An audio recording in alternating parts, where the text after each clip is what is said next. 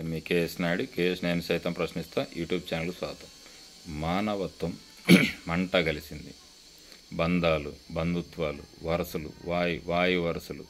అసలు సమాజంలో ఇలాంటి వ్యక్తులు కూడా ఉంటారా? జనరల్గా జంతువుల్లో పాము గుడ్లు పెట్టి పిల్లలైన తర్వాత దాని కళ్ళు కనపడవు కాబట్టి తన పిల్లలను తననే తింటుంది అన్నది పెద్దలు చెప్పినటువంటి మాట. అది వాస్తవమే. అలాంటిది మానవుడు తమ సంతానమైనటువంటి తమ బిడ్డలను మానసికంగా, శారీరకంగా హింసించడం అనేది అసలు వీళ్ళు మానవ జాతిలో బ్రతకడానికి ఒక్క సెకండ్ కూడా అర్హత లేదు. వీళ్ళకి శిక్షలు కాదు.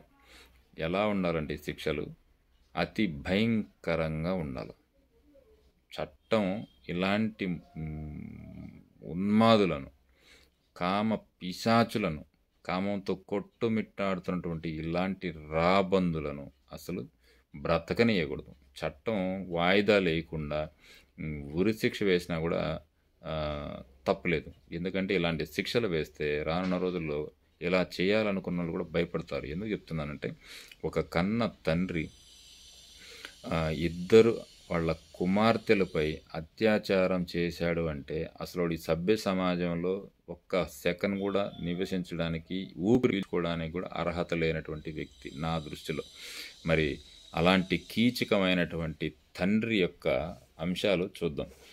కంటికి రెప్పలా కాపాడాల్సినటువంటి యొక్క తండ్రి తమ బిడ్డలపై కాల యముడై వాళ్ళని అత్యాచారం చేసి పైగా వాళ్ళ కుమారుడి పైన కూడా లైంగిక వేధింపులు చేయడం అనేది అసలు వాడు మనిషి రూపంలో ఉన్నటువంటి మృగమనే అనుకోవాలి. ఇది ఎక్కడ జరిగిందంటే అన్నమయ్య జిల్లా మదనపల్లి నియోజకవర్గం నిమ్మలపల్లె మండలం కొండయ్యగారిపల్లె పంచాయతీ వెంకోజిగారిపల్లెకు చెందినటువంటి ఒక కుటుంబంలో ఇద్దరు ఆడపిల్లలు, మగపిల్లడు.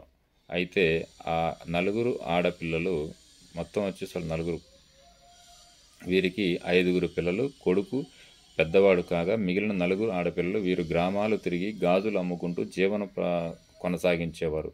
అయితే ఆ బోయకొండ స్థానికంగా చెట్లు కోసేందుకు, పేదల వేటకు, చేపల వేటకు, కూలి పనులకు వెళుతూ ఉంటారు. భార్య చిట్టమ్మ ఊరూరా తిరిగి గాజులు అమ్మేందుకు వెళుతూ ఉంటుంది. ఈ క్రమంలో మద్యానికి అలవాటు పడినటువంటి అతను మద్యం మత్తులో ఏం చేస్తున్నాడు అర్థం కాక పెద్ద కుమార్తెకు 9 సంవత్సరాల వయసు అఘాయిత్యానికి పాల్పడ్డాడు. మరుసటి రోజు రెండో కుమార్తె 7 సంవత్సరాలు కలిగినటువంటి ఆడపిల్ల మీద వీడసలు ఇంక చదవాలన్నా కూడా నాకే బాధేస్తుంది. ఇలాంటి వ్యక్తిని అసలు సభ్య సమాజంలో ఒక్క సెకండ్ కూడా ఊపిరి ఆడుకోకుండా చేయవలసిన బాధ్యత పోలీసులకు. డైరెక్ట్ వీటికి ఉరిశిక్ష వేసి పడేయాలి. 9 సంవత్సరాలు 7 సంవత్సరాలు కన్న బిడ్డల ఆడపిల్లల మీద అఘాయిత్యం చేసిందంటే వీడు అసలు మనిషా లేకపోతే మనిషి రూపంలో ఉన్నటువంటి మృగమా అన్నది ఆలోచించాలి. అయితే బాలికపై అత్యాచారం చేశాడు. 3వ రోజు మరోసారి 7 ఏళ్ల పిల్లను అత్యాచారం చేసేందుకు ప్రయత్నించగా వాళ్ళ అత్త గమనించినటువంటి ఆ పాపను ఎక్కడికి తీసుకెళ్తున్నావా అంటూ మందలించింది.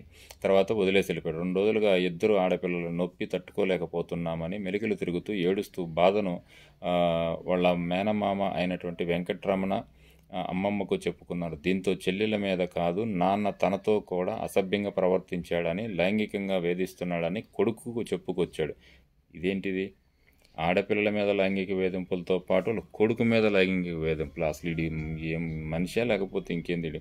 అసభ్యంగా ప్రవర్తించాడని, లైంగికంగా వేధిస్తున్నాడని కొడుకు చెప్పుకొచ్చాడు. నాన్న చేసిన అకృత్యాలను బిడ్డలు ఒక్కొక్కటిగా వివరిస్తుంటే కడుపు తరుక్కుపోయినట్టు అమ్మమ్మ, మేనమామ, తల్లి చిట్టెమ్మకు సమాచారం అందించింది. దీంతో కన్నబిడ్డలను కాటేసినటువంటి ఆ నరరూప రాక్షసుడు, మానవత్వం లేనటువంటి యొక్క మృగాన్ని పోలీసులకు ఫిర్యాదు చేశారు. దీంతో పోలీసులు అతన్ని బోయకొండను పోలీసులు అదుపులో తీసుకొని రూరల్ సిఐ రమేష్ మాట్లాడుతూ విచారణలో తల్లి కూతులపై లైంగిక దాడికి పాల్పడినట్లు ప్రాథమిక నిర్ధారణ కావడంతో నిందితుడిపై ఫోక్సో చట్టం కింద కేసు నమోదు చేసి దర్యాప్తు చేస్తున్నాను. దర్యాప్తులు వద్దు సార్, దయచేసి దండం పెడుతున్నాం. ఆడపిల్లల మీద అఘాయిత్యం, మరి 9-7 సంవత్సరాల కన్న బిడ్డల మీద వాడు అఘాయిత్యం చేసిందంటే అసలు వాడు మనిషే కాదు.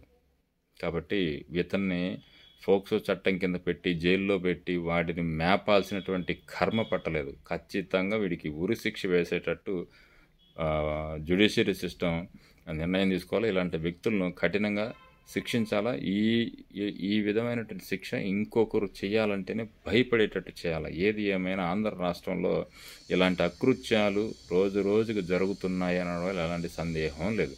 Thank you.